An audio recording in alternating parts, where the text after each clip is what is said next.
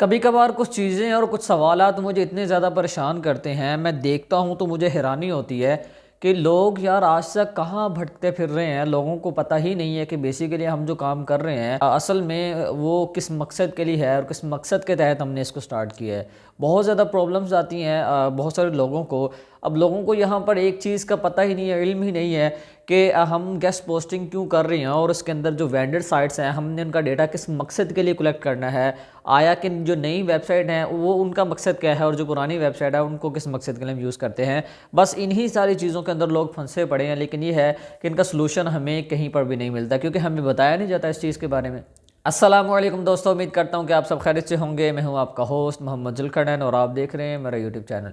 दोस्तों, आज का टॉपिक जो है वो थोड़ा सा मैं हंस भी रहा था कुछ चीज़ें देखकर लोगों के बारे में, लोगों के कमेंट्स और कुछ ऐसी चीज़ें जो कि लोगों ने मेरे साथ शेयर की हैं।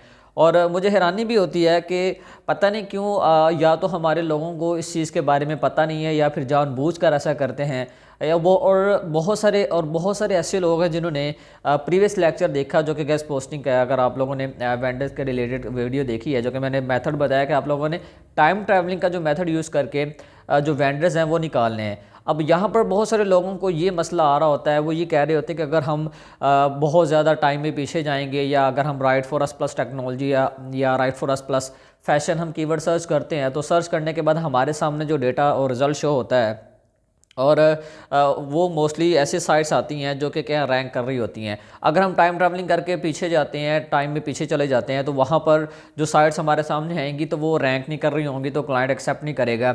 अब यहाँ पर हमें यही चीज़ जो है वो क्लियर नहीं हो रही, यही हमारा जो कंसेप्ट है वो क्लियर नहीं हो रहा कि कोई भी वेबसाइट है ना मार्केट के अंदर, किसी भी तरह की वेबसाइट है, वो हमेशा हमेशा के लिए किसी भी एक कीवर्ड पर रैंक नहीं करती।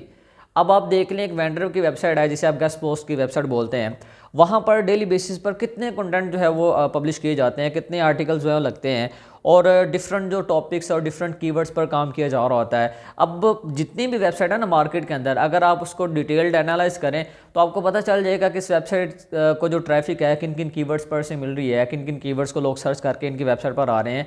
हमारे माइंड में ये चीज़ है, हमें यही चीज़ क्लियर नहीं हो रही कि अगर right for us plus technology हम सर्च करेंगे, जो टॉप पर वेबसाइट आएंगी वही हमारा क्लाइंट एक्सेप्ट करेगा। जब हम टाइम पीछे जाएंगे, 1 साल पीछे या 2 साल पीछे चले जाएंगे, तो वो वेबसाइट रैंक नहीं कर रही होंगी और वो हमारे सामने शो नहीं हो रही, तो वो क्लाइंट एक्सेप्ट नहीं करेगा। यही चीज़ हमें जो है क्लियर नहीं हो रही। लेकिन मैं ये चीज़ क्लियर करता चलूँ कि मार्केट के अंदर जितनी भी वेबसाइट है ना, आप फर्ज करें आप एक ऐसा टॉपिक सर्च करते हैं जो कि एक वेबसाइट के बिल्कुल इररेलेवेंट है। जब आप उसके रिलेटेड सर्च करेंगे तो वो वेबसाइट आपको नहीं मिलेगी। अगर वो फ़र्ज़ करें मिलती भी है तो वो बहुत आगे जाके या 10 पेजेस 15 पेजेस से आगे जाके, या टाइम ट्रैवलिंग आप करते हैं तो बहुत आगे जाके आपको कहीं ना कहीं वो मिल जाती है। जस्ट मैं एग्जांपल के तौर पे, और इसको चेक करने के और भी बहुत सारे मेथड है कि ये वेबसाइट इस टाइम कितने नंबर पे बढ़ी हुई है, और भी बहुत सारे मेथड है। खैर, मैं एसईओ तो नहीं यहाँ पे सिखा रहा, लेकिन मैं आपका जो कंसेप्ट है वो क्लियर कर रहा हूँ। अब यहाँ पर जो मेन चीज़ आती है ना कि आप जब किसी भी वेबसाइट को फाइंड करते हैं, फ़र्ज़ करें आप डेटा निकालें वेंडर्स के रिलेटेड, तो आपके माइंड में ये होगा कि जो वेबसाइट हमारे टॉप पर आ रही है तो और वो हमने जो कीवर्ड सर्च किया right for us plus technology, ऐसा वैसा कोई भी कीवर्ड है, तो उस पर जो वेबसाइट हमारे सामने आ रही है तो वही क्या है हमारे लिए यही होगी और हमारा जो क्लाइंट है वो एक्सेप्ट करेगा। अब आपने अक्सर देखा होगा कि बहुत सारे ऐसी वेबसाइट हैं उनको डिफरेंट जो कीवर्ड्स हैं, मल्टी कीवर्ड से जो ट्रैफिक है वो मिल रही होती है, लेकिन वो अक्सर right for us plus technology जैसे कीवर्ड्स पर रैंक नहीं कर पा रही होती। लाजम नहीं है, मैं आगे चल के आपके सामने अपने जो ब्लॉग्स हैं वो शेयर करूंगा और मैं बताऊंगा कि इनको जो ट्रैफिक है वो कहाँ कहाँ से आ रही है। आप खुद देख लेंगे। हालांकि right for us plus technology पर हम भी की डालते हैं, कंटेंट डालते हैं, आर्टिकल डालते हैं, लेकिन हमारी वेबसाइट रैंक नहीं करती। लेकिन हमारी वेबसाइट किन किन कीवर्ड्स पर, किन किन टॉपिक्स पर रैंक कर रही होती है वो भी मैं आपके साथ शेयर करूंगा लाजमी।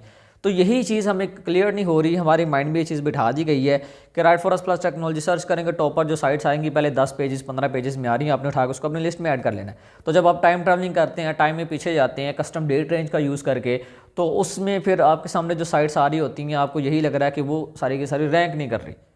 तो ये किसने आपसे कह दिया कि वो वेबसाइट लाजम फ़र्ज़ है कि वो right for us plus technology पर ही रैंक कर रही हैं।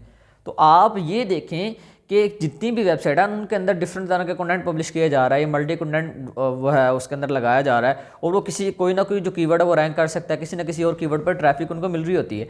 जब आप टाइम ट्रैवलिंग करते हैं, आप में से बहुत सारे लोगों ने डेटा निकाला होगा, आपने एक चीज़ नोट की होगी उसके अंदर कि जितनी भी वेबसाइट आपने ओपन की हैं उनकी ट्रैफिक भी है 10-10, 15-15, 20-20, 30-30 हज़ार ट्रैफिक है, 1-1 लाख तक जो ट्रैफिक वाली वेबसाइट आपको वो मिलती हैं, हाईली रैंक वेबसाइट आपको मिलती हैं।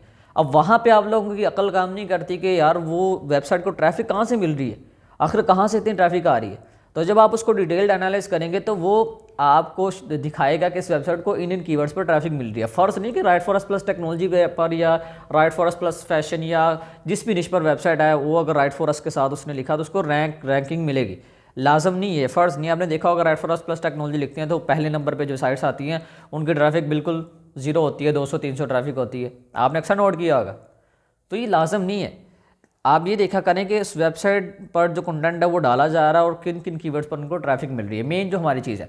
अब यहाँ पर एक और चीज़ आती है कि क्लाइंट न्यू वेबसाइट एक्सेप्ट करता है, ओल्ड वेबसाइट एक्सेप्ट करता है, ठीक है। अगर हम टाइम में पीछे जाते हैं तो वो बहुत बहुत पुरानी वेबसाइट है तो वो क्लाइंट लेगा कि नहीं लेगा। मेरी बात याद रखिएगा हमेशा, क्लाइंट को नई और पुरानी वेबसाइट से कोई गर्ज नहीं होती।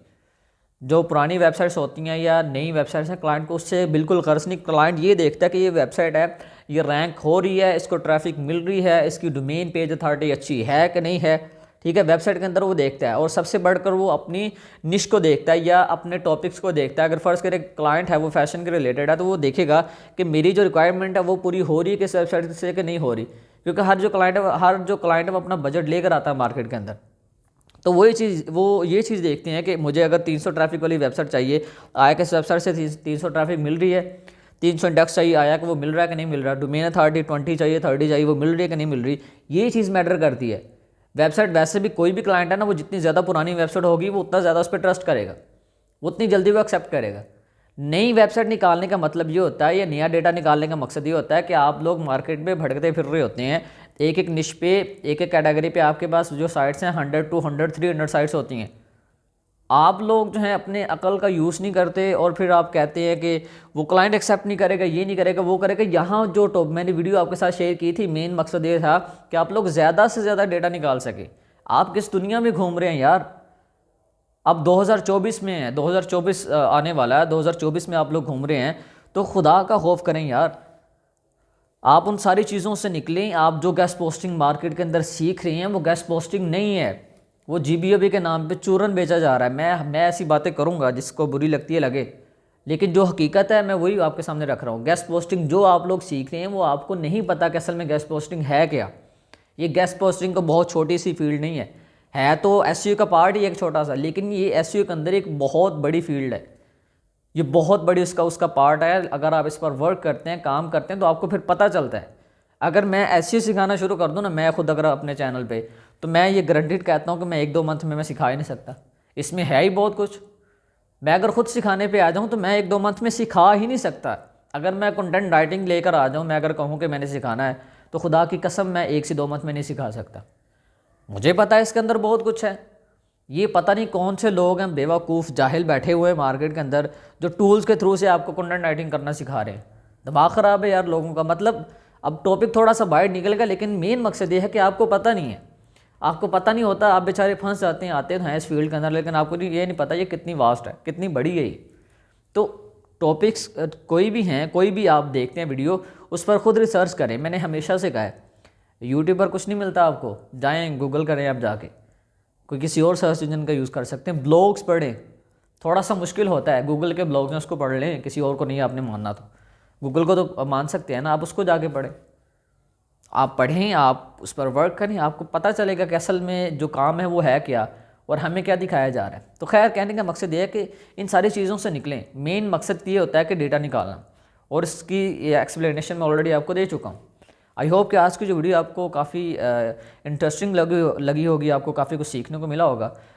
अगर इसी तरह की वीडियो चाहते हैं और आप चाहते हैं कि मैं वेंडर्स पर एक और पार्ट बनाऊं, मतलब वेंडर्स के रिलेटेड और डेटा हमने कैसे निकालना है, नए से नया जो डेटा है, तो आप मुझे कमेंट कर सकते हैं। इंशाल्लाह मैं इसका 3rd पार्ट भी आपके सामने लेकर आऊँगा। फिर उसके बाद हम डील्स वगैरह की तरफ चलेंगे। मिलते हैं नेक्स्ट वीडियो में। दुआ में याद रखिएगा। अल्लाह निगहबान।